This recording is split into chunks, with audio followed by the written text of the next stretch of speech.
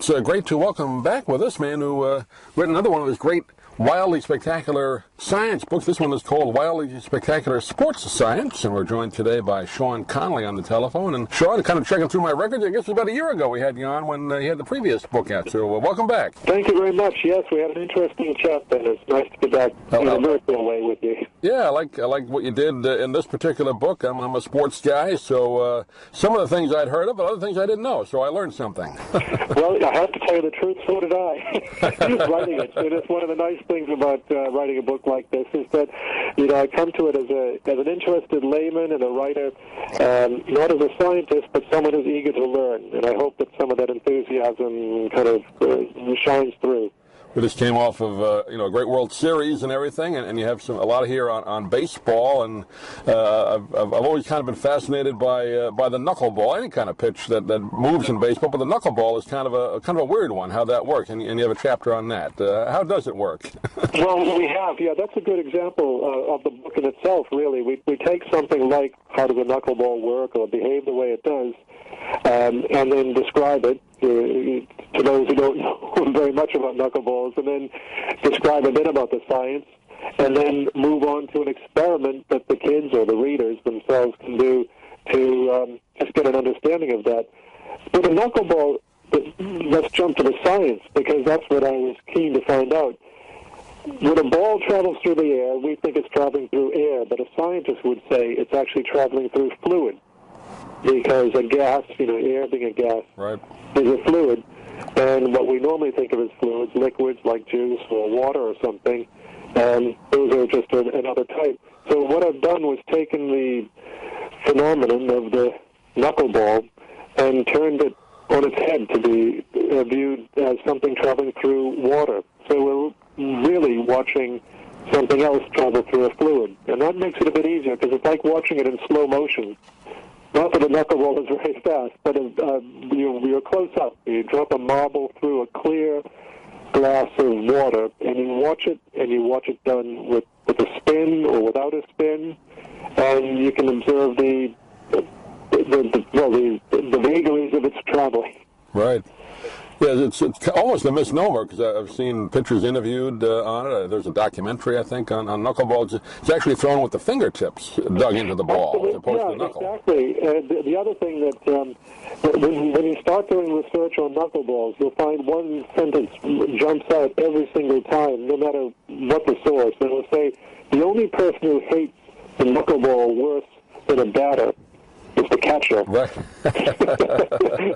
And you can see why if you do the experiment. Well, I think Bob Uecker, the announcer, said the best way to catch a knuckleball is wait till it stops rolling and pick it up. That's a good one. I like that. But yeah, the science of it, and most knuckleball pitchers will even tell you they don't know exactly where it's going to go themselves. So it's that type of Well, the one thing about knuckleball is that although it's a tricky one to throw, it's not punishing on the arm, which is why you have guys like Phil Niekro who can just go on and on. If one, right. As long as they still have the knack, they've still got the salary.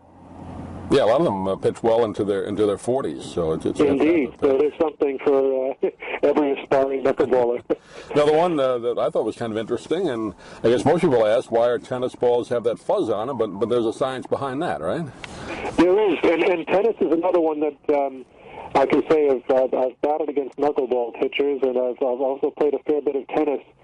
When I was very young, kids, we would just play with tennis balls until they had turned into kind of Yul Brynner. They right. were just, worn right down into the rubber. And we used to notice that they would go all over the place. And we used to kind of wonder about this, but not in a very scientific way. So I decided to turn my attention to it. And it's all down to friction, really. It's all down to that moment or instant where the ball is traveling on the strings of the racket, and you need to have it sort of grip. So you need the strings to grip the ball in order to impart some form of spin, whether it's Rafael Nadal's top spin or that sort of Federer backhand slice. These are all things that if the ball doesn't have the right amount of stir on it, they're not going to get the same effect. And there's a neat experiment we do with chopsticks sawdust in an ice cube. And that in itself is sort of indicative of the book, really. We've got the experiments in the book, and that's pretty true of all my books. Where possible, I use household ingredients. So I'm not looking for kids to go, or their parents, to go out to some specialist shop to get this, that, and the other. You know, you're looking at balloons, potatoes, lemons, chopsticks, and ice cubes. So that's the sort of thing. How'd you come up with some of these experiments? I guess trial and error, right? I mean, some of them I've never seen before, so they're kind of unique. Exactly. You know, what the skipping stones with my youngest son was one that kind of, I wouldn't say it wrote itself, but it sort of, it intruded its way into the book, so that was the one way, in a way the experiment was the starting point and the science followed from it. But most of these sports, or the events, I've either done or watched, and so that's my way of saying I have never done ski jumping or automobile racing or bungee jumping, but I've been interested to watch all of those things, and it's interesting to find out just why it is, for example, that do racing cars really have wings, and if so, what's the point? Why? Right. They don't fly. Turns out they have wings, but the wings force them down rather than up, and there's a neat experiment to show quite how that works. So without having to turn a key in an ignition or anything. I don't know if you grew up in a town that had this show, but there used to be a show on TV called Mr. Wizard. You're the current day Mr. Wizard. Oh, well, that's nice to think. But yes, I know that. But I do remember the show as being one where there's a sense of fun and curiosity, and that's the thing that I really like to feel comes through in the books. The book of wildly spectacular sports science is 54 in all, and you learn a lot and you have a lot of fun as well. And like you said, all the ingredients, if you don't have them at home, it's not going to cost you a lot to get them. So that's absolutely. It won't be difficult either. So that's the thing. You can, and the nice thing too is that we've got them broken up into how long each of them takes. So if you're looking at a very wet Saturday with 3 bored children, then you can pick the long duration ones. But if you want a quick fix just to show off a bit, you can do ones that take just over a minute, really. So. Sean, give out your website if you want people to get more information about you or the book. Yeah, well, there's 2 ways, really. One would be to go straight onto the Workman Publishing website, workman.com. They're the publishers of the book, and you can follow it through to the title, which is, of course, the Book of Wildly Spectacular Sports Science. And you can go to my Facebook page, which is Sean Connolly 007. 3 guesses how that name came about. I think we can figure that one out. That's great.